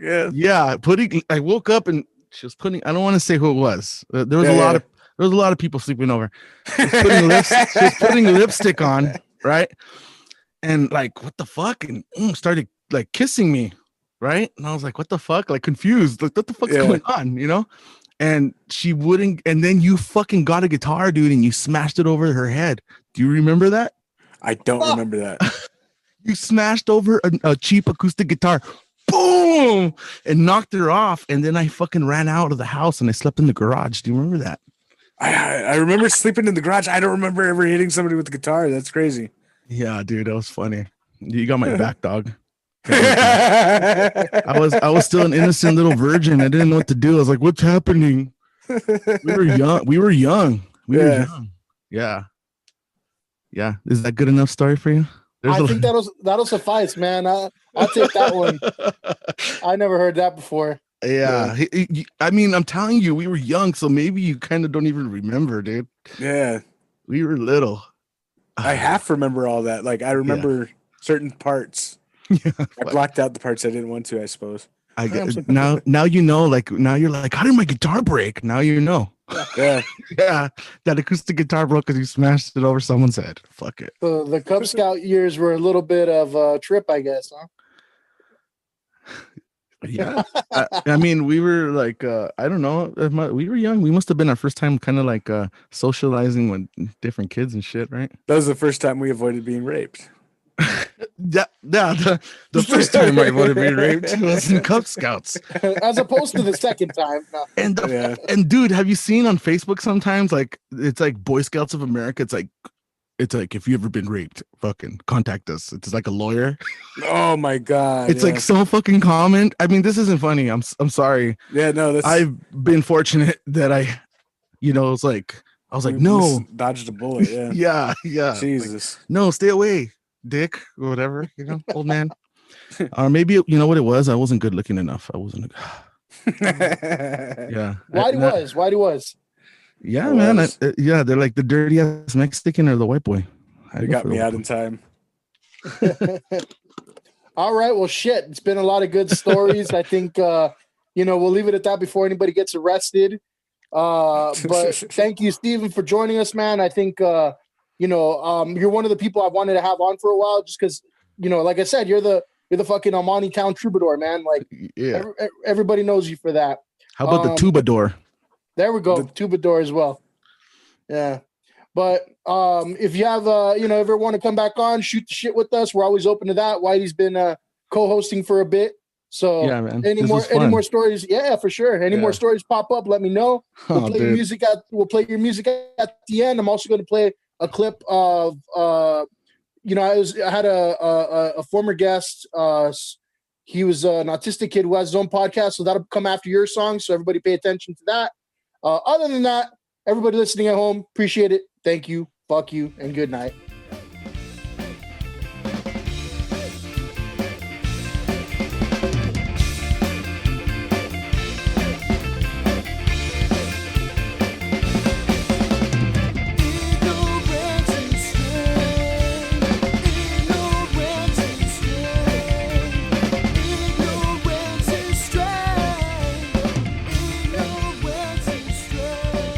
Subscribe to the Ignorance is Strength podcast on Spotify, Apple Podcasts, and Google Podcasts. Like, follow, and share on Facebook and Instagram at Ignorance is Strength Podcast and on Twitter at The Ignorance Pod.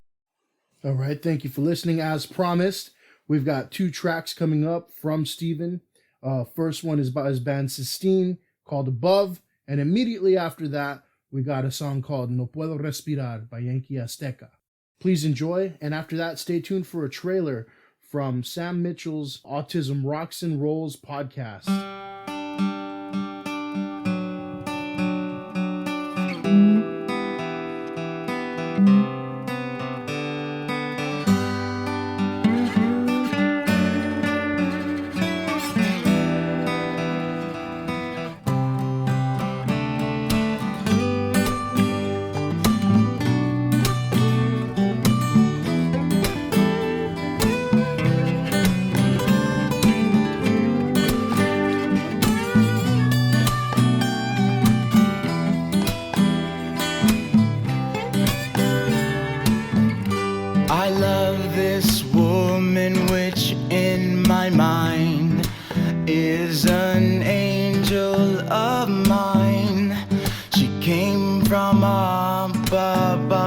Stars where only God can reach up far. Oh, Grandma, please just stay with me, because you mean everything to me. And when you cry when hurting, you make me worry about you. Up above those beautiful stars where only God can reach up far.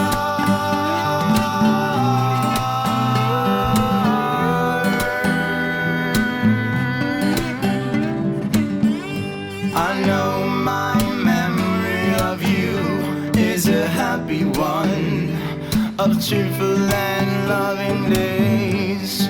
You always leave an afterglow of smiles when you come to stay.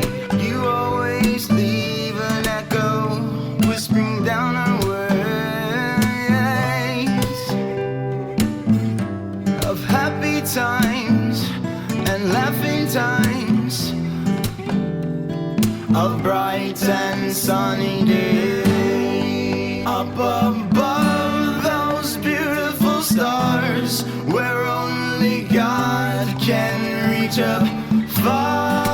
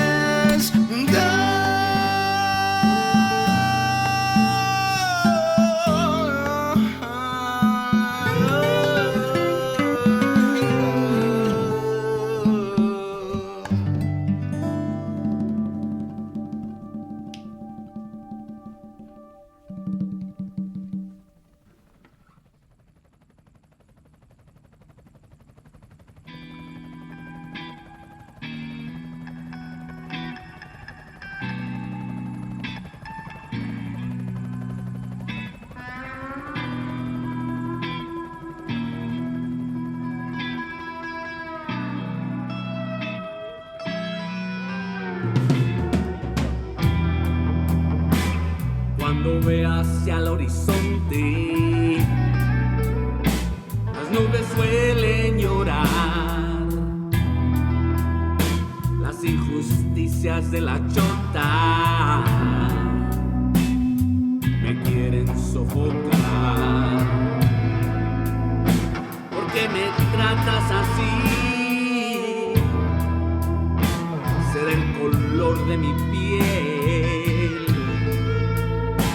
Yo no me quiero morir. Yo soy inocente. Ya estoy harto del maltrato. Yo no soy animal. Yo también tengo derecho, igual que a los demás. Se repite la pinche historia de mis antepasados. Estas tierras fueron nuestras. El robo fue mortal.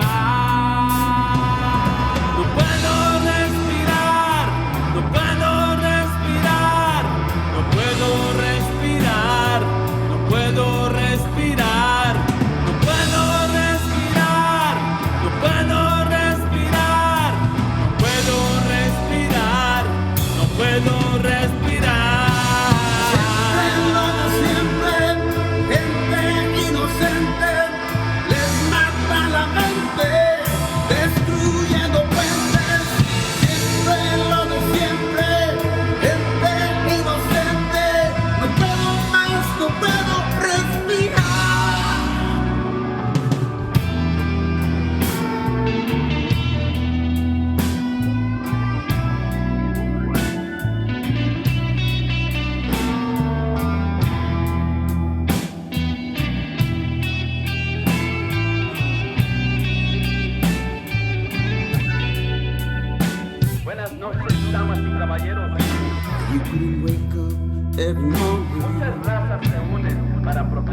No shame in your head. Las marchas se organizan por toda la ciudad. How could you destroy all the honor Empezamos el movimiento.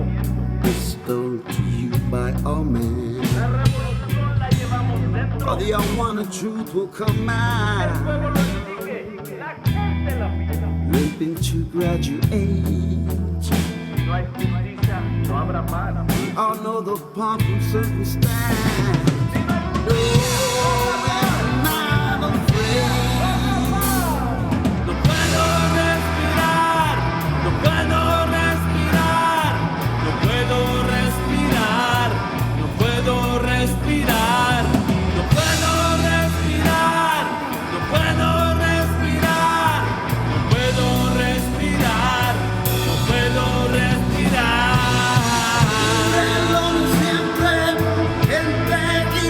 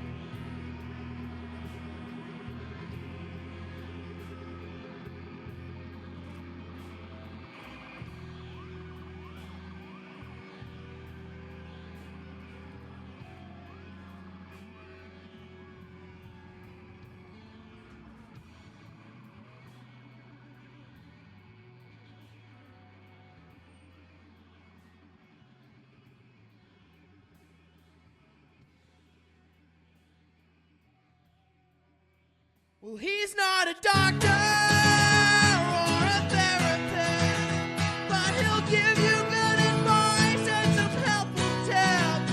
His name's Sam Mitchell, and he owns his song, and he'd love for you to join him as he goes along. Autism rocks and rolls.